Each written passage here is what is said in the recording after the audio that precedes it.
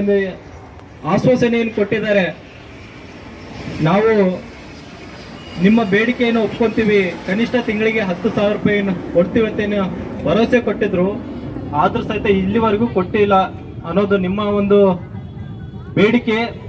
So ಇವತ್ತು ಮತ್ತೆ 8 ತಿಂಗಳಾದ್ಮೇಲೆ ಮತ್ತೆ ಅದೇ ಬೇಡಿಕೆಗೋಸ್ಕರ ನಾವು ಈ ರಾಜ್ಯದಾದ್ಯಂತ ಎಲ್ಲ ಜಿಲ್ಲೆಗಳಲ್ಲಿ ಹೋರಾಟವನ್ನು ಮಾಡ್ತಾ ಇದೀವಿ.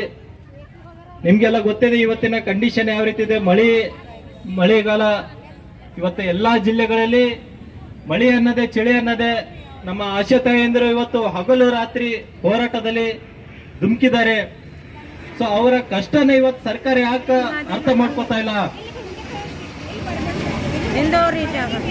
ಬರೀ ಆಶ್ವಾಸನೆ ಕೊಡೋದು ಅಷ್ಟೇನಾ?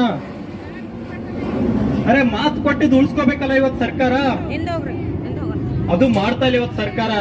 ಆದ್ರೆ ಒಂದ್ ಟೈಮಲ್ಲಿ ನಮ್ಮ ಆಶಾ ತಾಯಂದ್ರು ಎಷ್ಟೆಲ್ಲ ಕೆಲಸ ಮಾಡಿದ್ದಾರೆ, ಎಲ್ಲ ಮನಿ ತಿರುಗಾಡ್ಕೊಂಡು ಎಲ್ಲ ಆರೋಗ್ಯ ಸೇವೆಯನ್ನೆಲ್ಲ ಮಾಡಿದ್ದಾರೆ.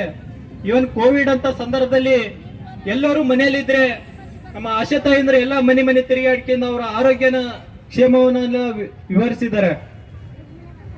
ಆದ್ರೆ ಇವತ್ತು ಸರ್ಕಾರಕ್ಕೆ ಯಾಕೆ ಅರ್ಥ ಆಗ್ತಾ ಇಲ್ಲ ಇವತ್ತು? ಸೊ ಹಾಗಾಗಿ ಇವತ್ತು ಸರ್ಕಾರ ಈ ಆಶಾ ತಾಯಂದಿರ ಬೇಡಿಕೆಗಳನ್ನ ಈಡೇರಿಸಬೇಕಂತ ಹೇಳಿ ನಮ್ಮ ಸಂಘಟನೆ ಕಡೆಯಿಂದ ಏನು ಹೋರಾಟವನ್ನು ತಗೊಂಡಿದ್ವಿ. ಇದಕ್ಕೆ ನಮ್ಮ ಎಐಡಿವೈ ಸಂಘಟನೆ ಕಡೆಯಿಂದ ಸಂಪೂರ್ಣವಾಗಿ ಬೆಂಬಲ ಇದೆ.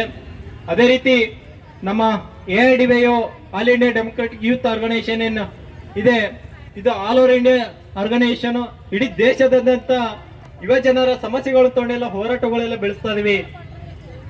ನಿಮ್ಗೆಲ್ಲ ಗೊತ್ತಿದೆ, ಇವತ್ತು ಎಷ್ಟೋ ಜನ ಇವತ್ತು ITI ಮುಗಿಸಿದ್ದಾರೆ, ಡಿಪ್ಲೊಮಾ ಮುಗಿಸಿದ್ದಾರೆ, ಇಂಜಿನಿಯರಿಂಗ್ BEd ಎಲ್ಲಾನು ತಮ್ಮ ಎಜುಕೇಶನ್ ಮುಗಿಸ್ಕೊಂಡು ಲಕ್ಷಾನ್ಗಟ್ಲೆ ಇವತ್ತು ಯೂತ್ಸ್ ಎಲ್ಲ ಮನೇಲಿ ಕೂತಿದ್ದಾರೆ. ಆದ್ರೆ ಸರ್ಕಾರ ಜಾಬ್ ಮಾತ್ರ ಕೊಡ್ತಾ ಇಲ್ಲ, ಎಲ್ಲ ಕಾಂಟ್ರಾಕ್ಟ್ ಬೇಸ್ ಮೇಲೆ ತಗೋತಾ ಇದೆ. ಸೊ ಎಲ್ಲ ಪ್ರೈವೇಟೈಸೇಷನ್ ಮಾಡ್ತಾ ಇದೆ, ಖಾಸಗೀಕರಣ ಮಾಡ್ತಾ ಇದೆ. ಸೊ ಇದು ಒಪ್ಪಲ್ಲ.